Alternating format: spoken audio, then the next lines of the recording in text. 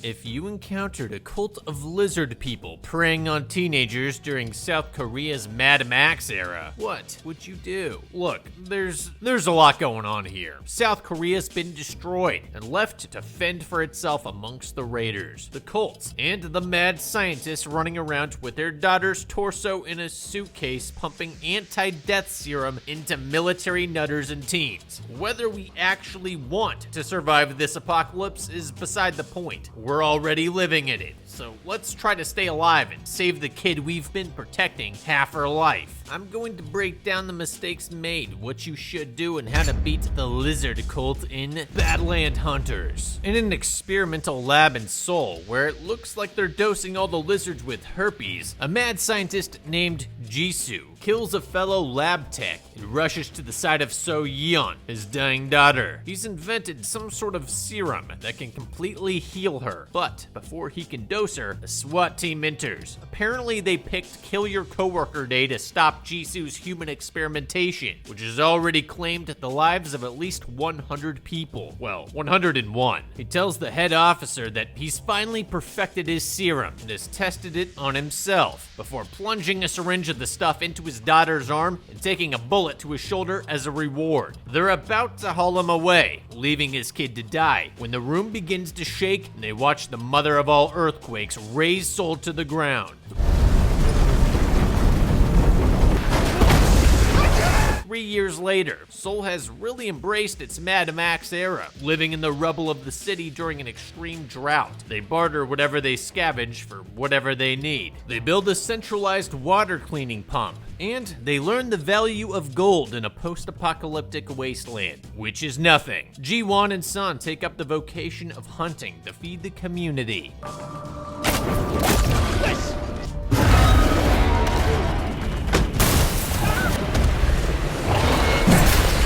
As the only hunters consistently providing meat to everybody, they've basically become one of the pillars keeping total lawlessness at bay. It also helps that they were some of the early rescuers of people trapped in buildings, like Suna and her grandmother. These ladies live outside the wasteland marketplace, keeping a low profile because they have the survival instincts of butterflies and pay for meat with hand-knit sweaters and drawings. Grandma doesn't seem to know the world has ended, and she's raised Suna to embrace everybody until she finds the good people, which is terrible advice, even when the world is in actual working order. Basically, they're easy pickings for the raiders who really take the Mad Max assignment seriously. Yeah, let's go ahead and lay down ground rule number 1 for surviving Mad Max. If you have 0 fighting skill or weapons, make yourself scarce. When shit goes down, you leave. Stay at the back of crowds. Put up your hood to shield your doe-eyed face. And start training your legs to sprint at the first sign of trouble. Mad Max rule number 2. Train with a weapon that you can hide up your sleeve, like a dagger, and to keep it close at all times. Otherwise, you're gonna get other people killed. The raiding leader notices Suna immediately and grabs for her, forcing Ji-won into a fist fight against 6 guys armed with metal bars and boots, which in turn forces San into the fight to protect Ji-won. The fight ends when San pries the location of a fresh drinking water source out of the raiding leader, who hears San's name, knows him by reputation, and runs his men out of town like his balls are on fire. It's this dynamic, the weak flocking to the strong, that spells doom for any good guys after the apocalypse. You're gonna get pulled into the protector mindset so fast it'll make your head spin off your body when the bad guys lop it off your shoulders. Not 20 minutes later, San and Ji-won find Suna and her grandmother being propositioned by a woman who calls herself a teacher. Teacher says that her group has set up a safe zone for families with teenagers as a way to safeguard humanity's future. Now, this is an actual lesson in something that goes on all around you every single day. Human trafficking is big business, and one of the real ways they find victims is by putting out job offers using unnecessarily specific language. For example, if you see a street sign looking for a high school tutor, but it's specifies that they're looking for a teenage girl, you might want to be wary. The person might just feel safer with a female tutor, but there's no real need to specifically request a female tutor. Or they might say that they're offering under-the-table work, but request that you hand over a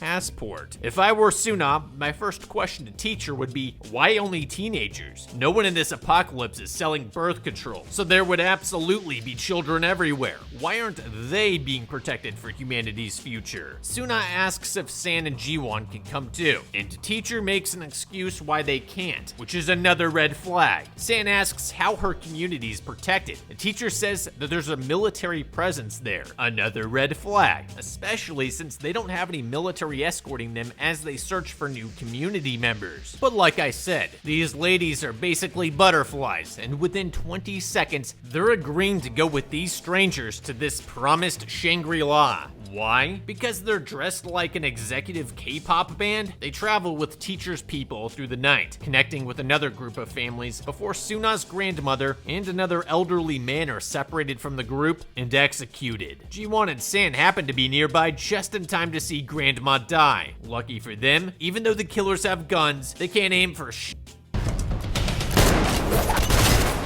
Who needs strength with plot armor like this? But there's a twist. The killers immediately bounce back from death, rising like Terminators to fight again.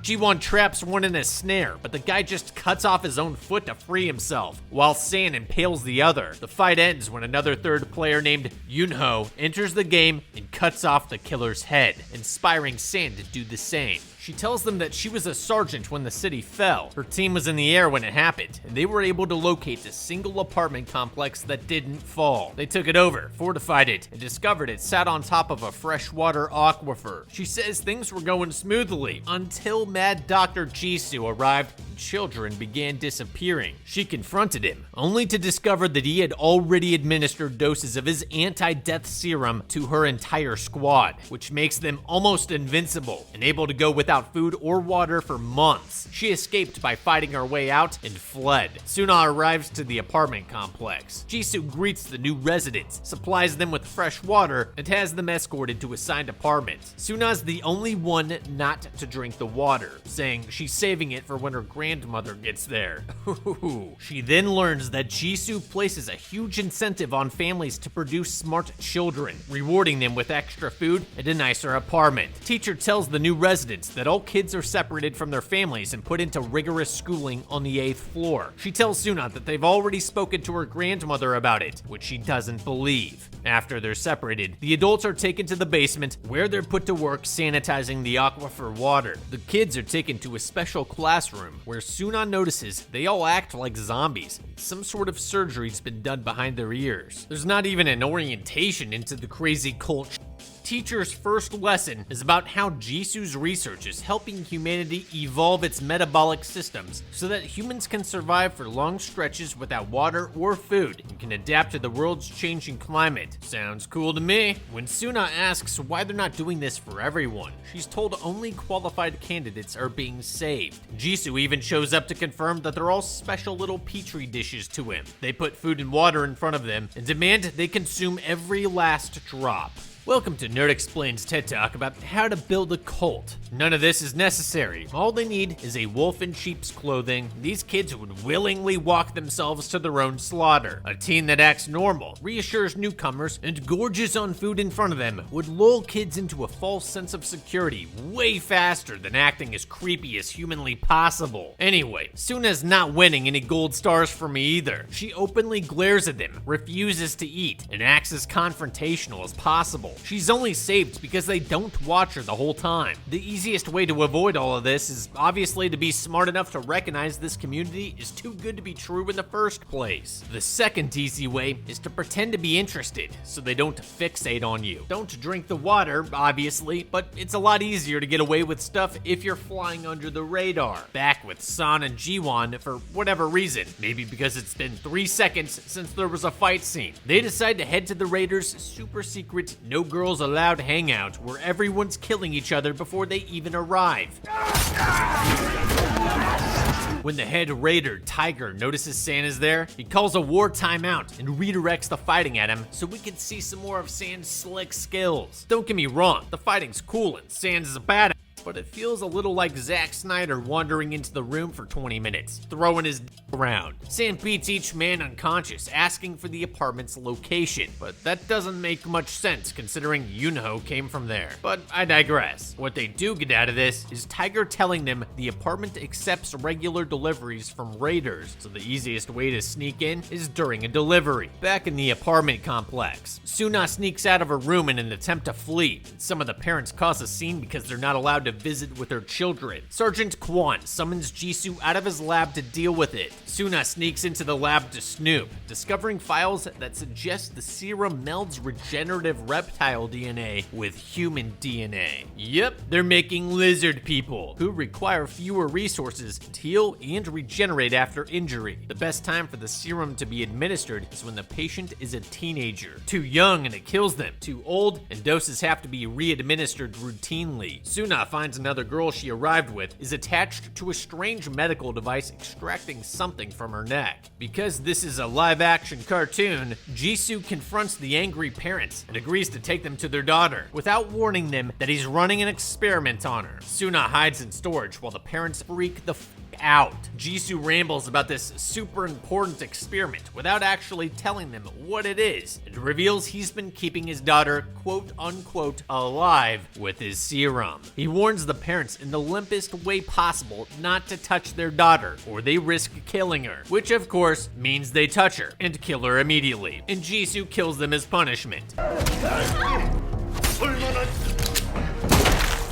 Unfortunately, Suna has cornered herself and Jisoo finds her. He straps her down and explains that teenage pituitary glands contain the key to his research. That, paired with whatever's laced in the water they're drinking, makes the concoction that works for adults. Then, he slices into her neck. Outside, San and the gang arrive in the delivery van, only to discover it's not delivery day when the soldiers have already surrounded them. When the guy holds a gun on San, he yanks the gun out of the soldier's hand and runs over another guy, drawing fire before smashing through the gate and driving directly into the building. A gunfight breaks out with San, Jiwon, and Yunho. Mowing down soldiers like the Soko military is an adult daycare. Yunho leads them down into a basement area where she discovers her entire former unit has gone snaky.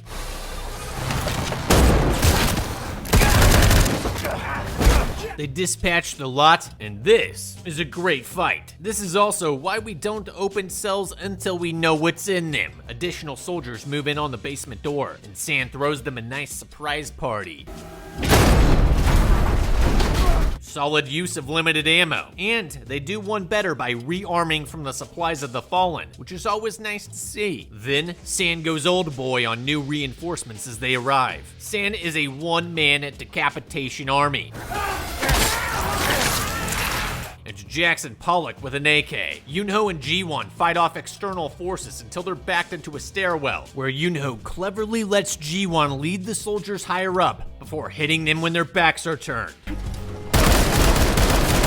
I want to see this woman fight in the next John Wick. Her one mistake is not being a fortune teller, as Sergeant Kwon suddenly clocks her as she races up the stairs. Their fight is brutal, with Yunho favoring knife slashes to his leg and wrist, while he wields raw alligator blood like a superpower. He tries to convince her to join his super army, but she's not having it. Their fight continues as he rips off his face, exposing lizard skin, and eventually stabs her in the side, tossing her into the courtyard. Downstairs in the water treatment slave co-op, San asks for the location of the kids, then tells the parents to go find their own before it's too late. And upstairs, Jiwon searches for Suna. He eventually finds the classroom, where he shoots a soldier, then takes teacher hostage as Sergeant Kwon joins them. San arrives and tells Jiwon to retrieve Suna while he deals with the lizard man. In the lab, despite having vials of serum, Jisoo makes an immediate brew out of Suna's juices, then gets violently ill. She reveals reveals that she never drank the special water that makes the concoction work. Ji-won makes it to the lab, but Jisoo holds a scalpel to Suna's throat, and it distracts Ji-won until a soldier can drop him. This should not happen. This is a no prisoners taken infiltration. The second that soldier's down, a bullet goes in her head. Meanwhile, out in the hall, Sergeant Kwon and San have themselves a little dance fight. In the end, San goes to toss the sergeant out the window until the sergeant brags that he can't die that way. So, San hauls him back up and decapitates him with a broken glass. San reaches the lab and shoots Teacher right before Jisoo tosses in a grenade, and Ji-won drops Suna to the floor, avoiding the worst of the explosion. San pulls Ji-won and Suna out of the burning wreckage as Yoon-ho wakes up outside. Instead of outright killing him or tying him up, the residents decide to beat Jisoo, ultimately destroying his stock of serum. In retaliation, he picks up a gun and mows the residents down. Until he realizes he's accidentally shot his daughter through the suitcase he's wheeling her half a body around in. He fires wildly for a while in anguish before San finishes him off. Crack job, Doc. Your entire operation was taken down in a single afternoon. And in the end, everyone lives happily ever after. In the apocalypse. World's still though. Look, it's easy surviving this apocalypse. Just be a badass with killer fighting skills and super strength, and you're golden. For the rest of us, lay low. Get good at scavenging, and prioritize locating bookstores where you might find instructions for how to build an atmospheric water generator to draw water vapor out of the air to drink. These work even in desert conditions. Who knows? Maybe the bookstore will have other valuable survival instructions. But honestly, I think I'd go with the Croc serum. Aside from killing the kids in his early experiments, which is a bad thing, sure, the serum actually worked, and he nearly perfected it. The real problem is his superiority complex and desire to play God by choosing who gets it and who doesn't. There's nothing wrong with holding him captive until we understand how his potion works, and then handing that information to another scientist who's willing to give it to everyone. What, you don't want near invincibility and the ability to go weeks without food? Okay, good luck. For those reasons, I think Badland Hunters was B. Besides, you and I both know most of you died right at the start of this movie when the first quake hit.